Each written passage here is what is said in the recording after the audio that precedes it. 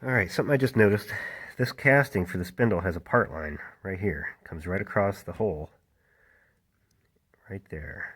And as you try to fit it up to your ball joint here, your knuckle, that top surface tries to interface with this. I guess I'll call this a taper. And this has probably a 50,000th step in it. It's kind of hard to see. But wasn't really sitting right. It was just sort of interfering on one side. And what I think I might do is take a grinder, and just clean the top of that up and make it one uniform surface. It's probably like that on the bottom too, but and I didn't notice it on the other side, but it's manufactured the same way. But anyhow, I might just take a grinder and flatten that top surface. Okay, ground the top of this, and you can kind of see that. Real light. Like I said, it was probably only about 50 thousandths, and just, you can see the little divot right there. Just this side is really where I took the material off. And I just sort of test fit it, and it fits a whole lot better.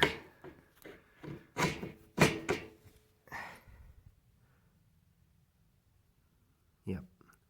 Mates up a lot better like that. So, I don't know. I'll see if I won't need to take the other side apart. I'll go take a look at it. Might go ahead and do it. I don't know if I mess with the bottom. I don't know. We'll see. Alright, I decided to go ahead and paint the top surface just so it doesn't get rusted. I think you could see it. Maybe, maybe not. But just a little tip.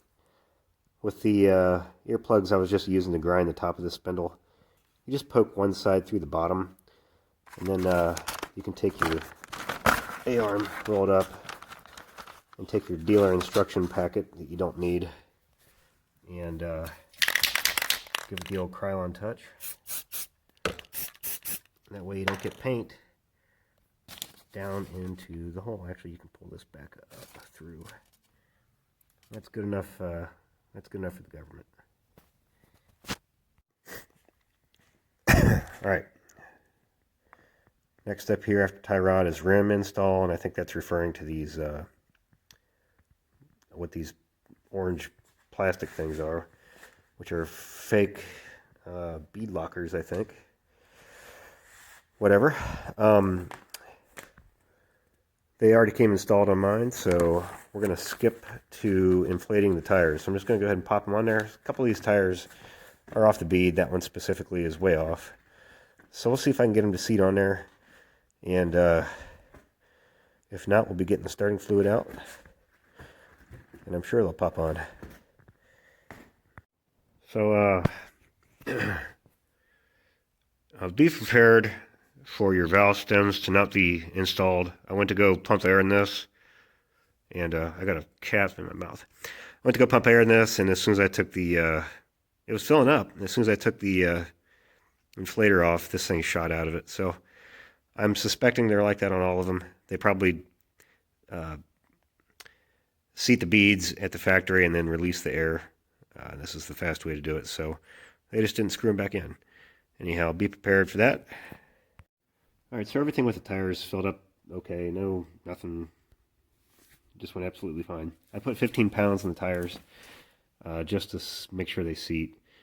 Then I went to go slide the axles on, or the wheels onto the axle, which is going fine. Then I couldn't get them on, and then I realized, oops, they're hitting the tires are hitting the little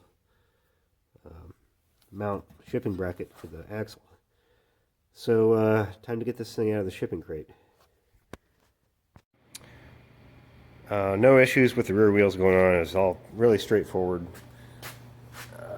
Just you have to have an extension to get in here, and then these little black caps, they're kind of hard to push on, but I got them. I think later on I'm going to come back here and make sure these bolts are all tightened up.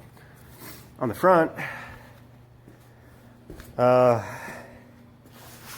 you're going to get a jack or a jack stand and hold that thing up.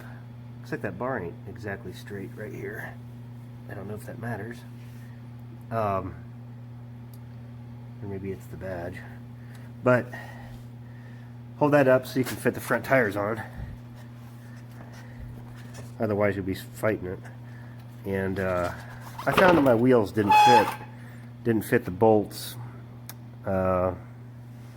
perfectly. So I'm going to go in, and there's all kinds of burrs and stuff on the back of these. I'm going to go in with a where's it at? My drill. I got a little chamfer tool for countersinks.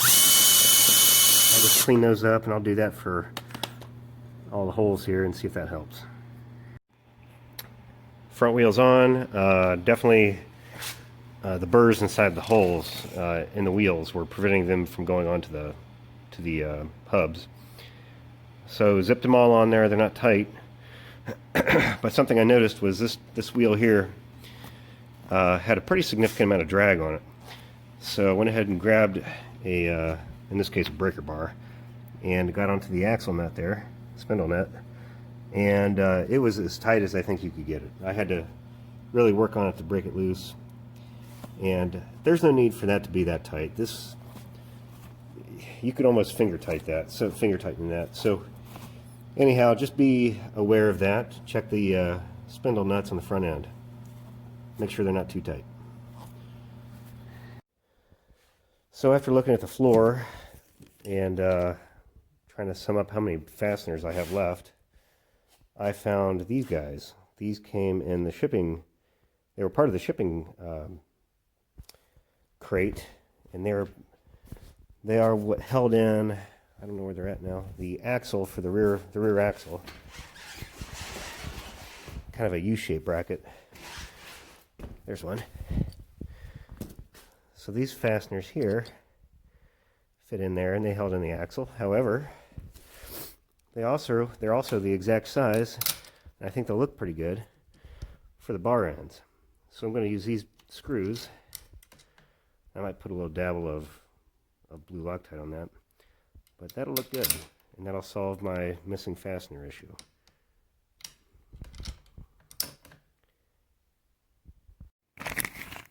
Front bumper install, I mean, this went on really well, really easy. There was 2 fasteners were already started in these holes right here at the top, 1, 2, and then the bottom holes here, they originally had fasteners in them from the shipping crate, which I don't know if I should have reused those or not, but I didn't. I just reached into the bag and put new ones in, so I may have to go find those fasteners. Maybe use them for something else, but the book anyhow says that you need 4 fasteners and then 4 lock nuts. The problem with that is every one of these positions, the frame is actually threaded, so I don't see any way to put especially down here. I mean, this is a tube with a threaded insert into it. And so I don't understand where the lock nuts are supposed to be applied.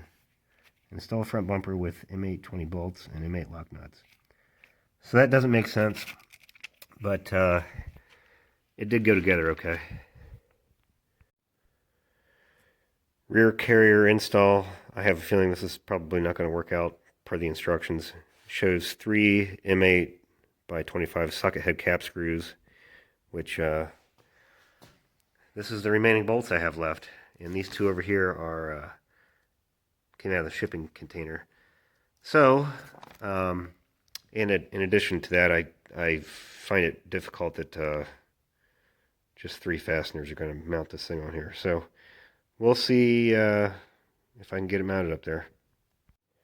Alright, so a little advice on the back rack. You can throw the instructions away. It takes a fastener here, and these fasteners were in the plastic with the four-wheeler. They were not in the bag. And these have little isolator bushings on them. And in the middle of those isolator bushings, there's a steel sleeve that prevents you from basically crushing the rubber or the plastic. And they fall out pretty easy. So if you're working on gravel or if you're outside, be mindful of that. You could lose those, and that would ruin your day. But anyhow, fastener here, fastener there. Then you have 2 brackets that where's my finger at there? 2 brackets on both sides, or 1 bracket, 1 on each side. And then these 4 bolts here, 2 on each side, the other bracket. And then you have these 2 fasteners right here. So my recommendation is get all the fasteners in. That's what I did. Leave them all loose, and then I started tightening these 2 up here. I tightened these 2 up here first, and then I worked my way back and kind of shook it around and got it to all line up. And it did. It all fits. This thing's rated for 11 pounds, so not going to be putting a lot on there, but it's together. Now I have this, I'm done with the instructions, other than I think the battery. The front carrier is already installed. I will say that there's a lot of the fasteners are loose, so I'm going to go through and tighten them up. But I have this mystery part here, and this looks like a skid plate, but didn't have any instruction on it.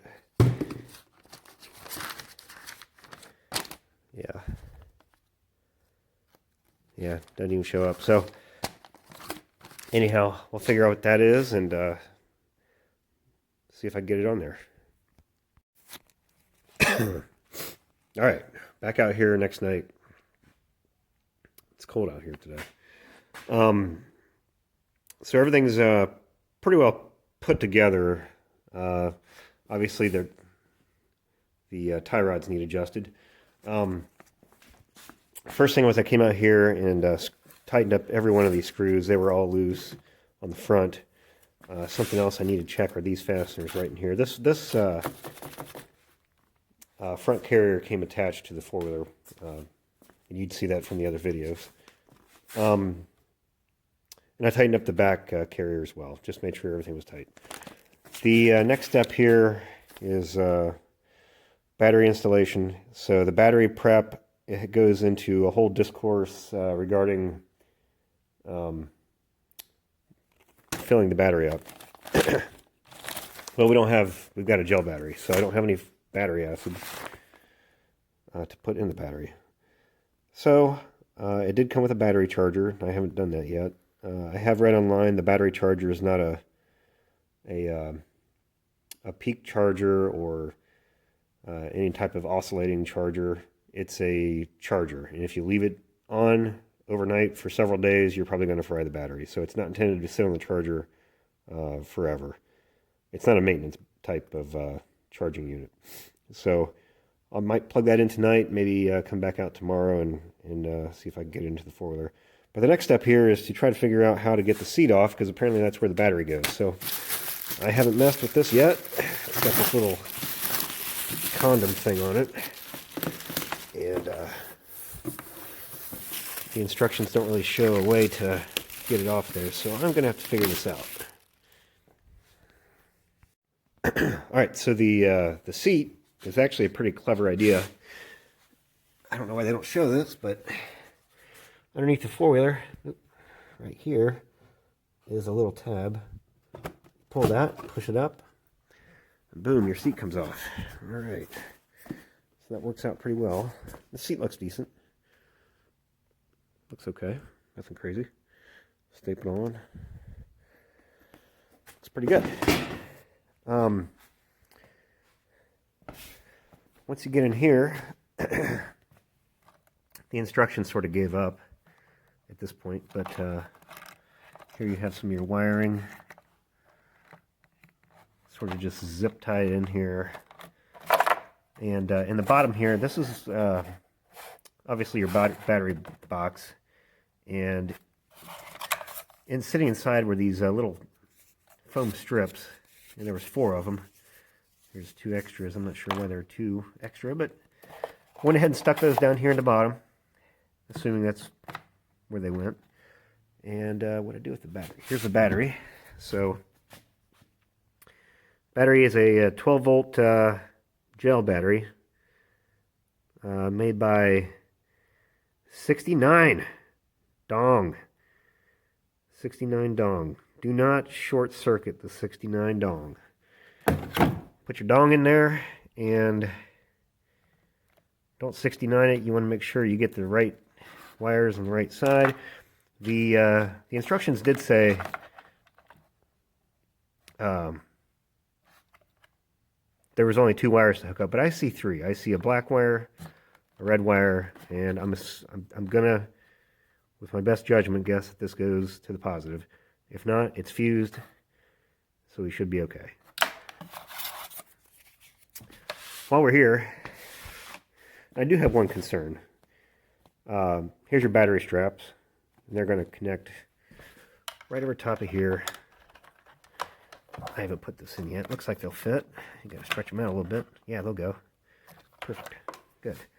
No mention in the instructions that I saw of this piece.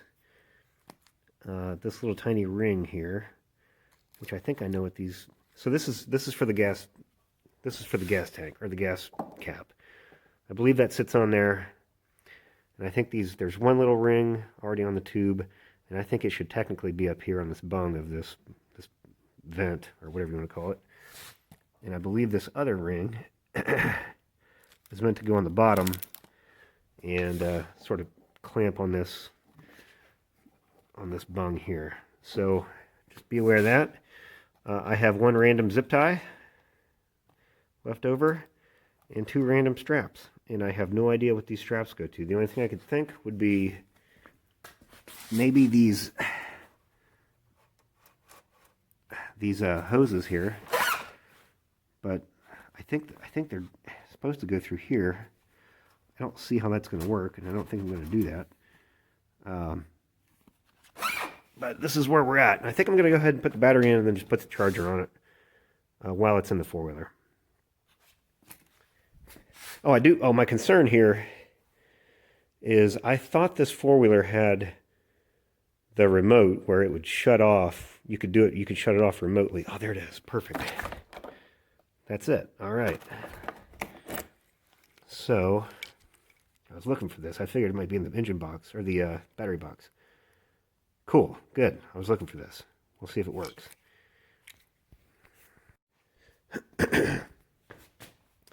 Battery in. It has these little isolators over the wires. Unfortunately, this one will never work because you can't have 2 wires going onto one terminal and have this going over one terminal. Well, actually, I wonder if you could feed that. You might be able to feed this wire up through the back of this and make it work. But the way it is right now, you just kind of can't fit it over there, but whatever. It's the top. The only thing it could possibly touch would be the bottom of the seat, and it is plastic, so I don't think it's going to be the big a deal. But if you want to fix it, I think you might actually be able to do that. From here, the battery, which I haven't charged yet, it did have juice. It turns on, and lights come on. Very cool. Looks good. Has some of the most ridiculous light settings I've ever seen. It's got a strobe light. I don't know if that'll show up on the video. But we are done with the... I don't think you can turn the lights off. Huh, okay. We are done with the assembly portion, other than I'm going to go through and you need a 10, a 13, or a 14, I'm not sure, a handful of wrenches, and just go over this thing. I got to get the tie rod straightened out. I've got a little trick I think I'm going to do with getting the toe and the camber all set up, and I got to get the top end all lined up. Going to get the blue Loctite out and put this all together. So I'll do that tonight, and then I might come back out here tomorrow and see if I can start it. And on the starting, looks like I didn't get the seat in right. I don't know what oil comes in this thing, or if it even has oil. So I will find out and let you guys know.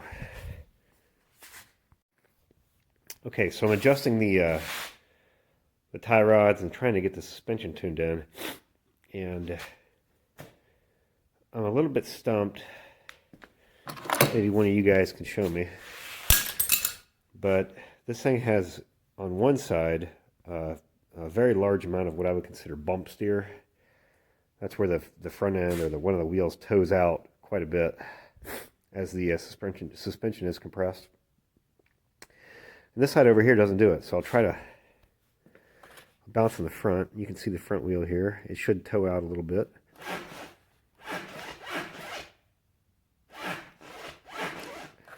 Doesn't look like much, right? Come on this side. You can see it's towed in right now a little bit. I mean, that's a huge amount.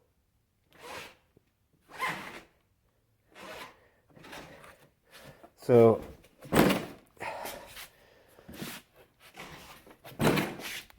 I don't know how to fix that. I don't know if you can do anything. It's sort of cambered out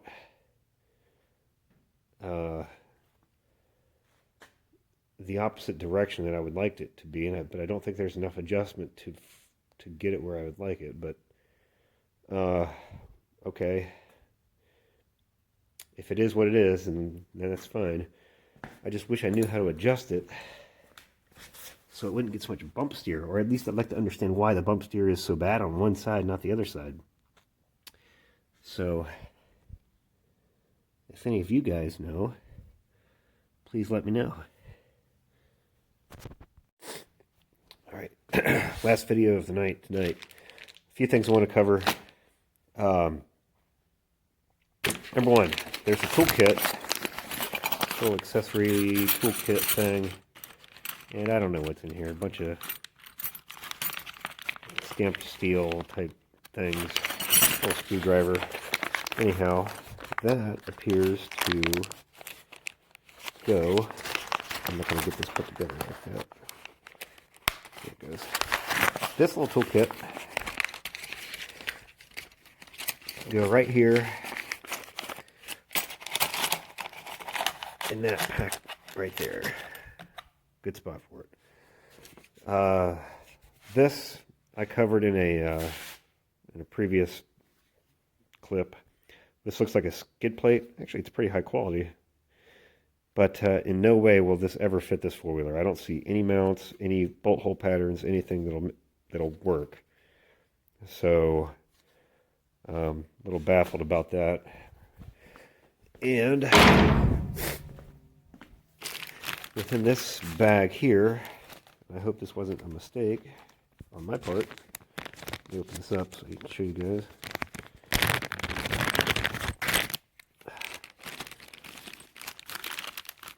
Got these 2 bolts, these great big isolator bushings, and I have no idea where those were supposed to go. I never saw them in the instructions.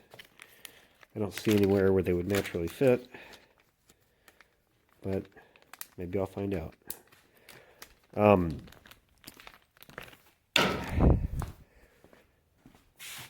Let's see, batteries in, seat, everything's cool. I have not charged the battery yet. Let's get this thing in here. Oil. So, down here, packed right in behind here, is the oil dipstick. And I'm assuming it's the oil fill. I would only think you would put oil in here. I don't think there's another port to put oil in. But my point I'm making here is it's going to be kind of challenging to get oil in it. It's back in there. You're going to have a funnel with a hose on it. There is oil in it. It might be vegetable oil. I'm not sure, but it's not engine oil. It's some kind of a clear looking goo. It's pretty thick. If you read the manual, it's a shipping type of oil. But anyhow, it's got oil in it. It's going to have to be drained before you start it.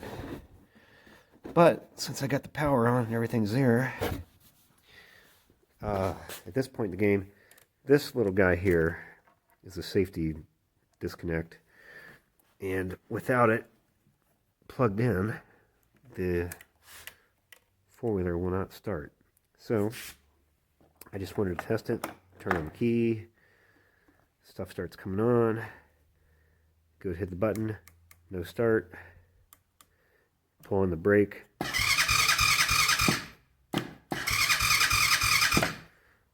and it works with if you're holding the other brake lever as well. These brake levers have that one doesn't work too well, but these brake levers have a parking brake feature to them. Looks like I'm going to have to work on the other side. Also, I've had to move this brake perch inward a little bit to keep this from rubbing on the plastic guard. I suppose you could also nip this down on the end, but I've got to figure this out. Yeah, that ain't gonna work. Okay. This appears to be the throttle limiter. I don't know. Maybe, 15W40 is the oil it takes. Maybe if I can get some tomorrow, I'll see if I can get this thing started. It says 10 hours for the first oil change, 10 hours after that. I should say 20 hours is the break-in period, but you're supposed to change the oil at 10 hours. And not to exceed half throttle for 20 hours. I think that's going to be very challenging, but it is what it is. We'll see how it goes.